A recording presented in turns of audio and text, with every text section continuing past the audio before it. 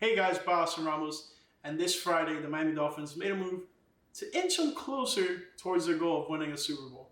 I'm not saying this is the one that pushes them over the hump or not, but the Dolphins did sign Odell Beckham Jr. to a one-year deal worth $8.25 million. $3 million of it is guaranteed, and then 5.25 is all based in incentives. So let's see if he even reaches those incentives and what they possibly may be. I haven't dug into what those incentives could be, and I'm not really looking forward into that. But let's talk about what Odell brings to the table when it comes to being a Miami Dolphin. First and foremost, what he's bringing to the table is experience. He has plenty of experience playing throughout the league. He's been on a couple teams, 4 to be exact, but I'm not letting that hinge my opinion on what he could bring to the Dolphins on the field. On top of that, just in the facility alone, he'll bring the experience of being an NFL veteran while helping bring along guys like Malik Washington and Taj Washington. And then one of the receivers that we got from Texas Tech a couple years back, I don't know why his name is escaping me right now. But those are the young guys that you want to learn from. Tyreek Hill, Jalen Waddle, Braxton Berrios involved too, and Odell Beckham. So learning from those veterans and filling up that room adequately, because down the stretch this season, some injuries to Tyreek definitely dampened the Dolphins' chances of 1, winning the division, 2, playoff success. So he was healthy for that playoff game, but there was definitely something wrong with Tyreek there.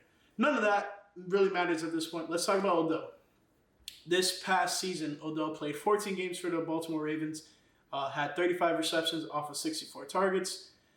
He also racked up 565 total yards and 3 touchdowns.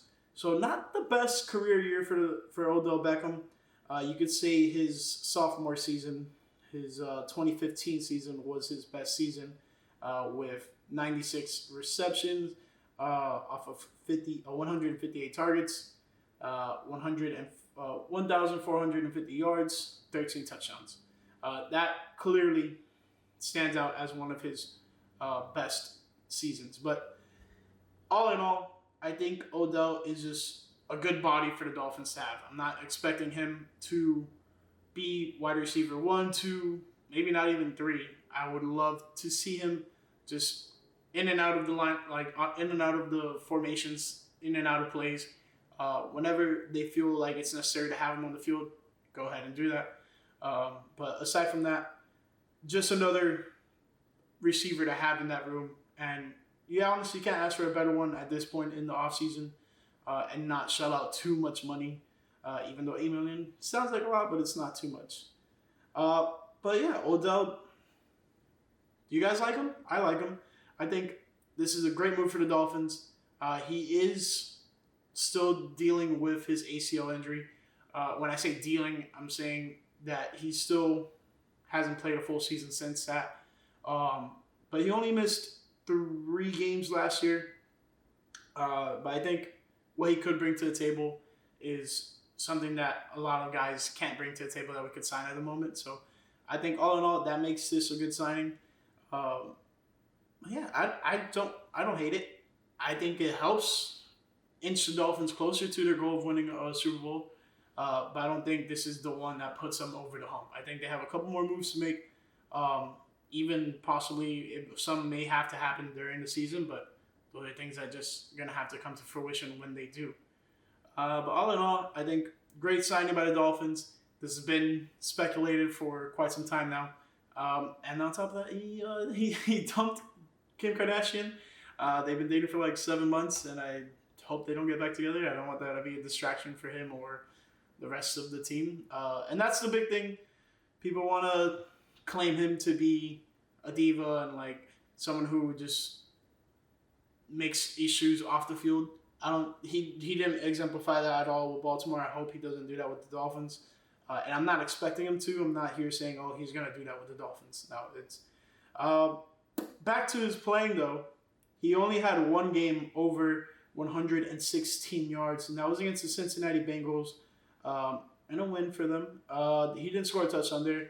A game that he got close to eclipsing 100 yards was against the Los Angeles Rams, but he did have a big 46-yard touchdown. So those are some things that he could bring to the table, but I think he has one of the most surest hands in the NFL. I'm not saying he's like DeAndre Hopkins the year that he didn't drop a single ball, but he's definitely one of the guys up there that you throw him the ball, you can be confident with him coming down with it with 1, 2 hands, whatever it may be.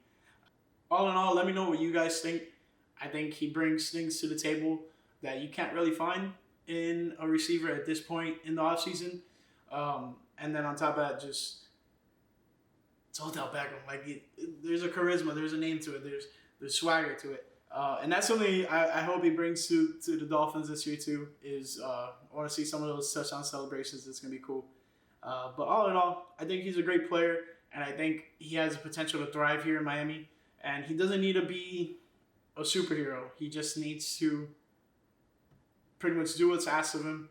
And when his number is called, step up to the plate and get us receptions, touchdowns, etc. And if there's any injuries, fill in when you need it. But I don't think he's going to be a workhorse for the Dolphins. You obviously have Tyreek. You obviously have Waddle. You have a phenomenal running game with Raheem Mostert, Devon Achane. Hopefully Jalen Wright could add to that this upcoming season. But I think this is a key addition to the offense, and it may not be the most statistical greatest player to ever come to the Dolphins, but I think this is a huge addition for them, and it gets them closer to where they want to be coming in this 2024 season. So let me know what you guys think. I'll catch you in the next one. Peace.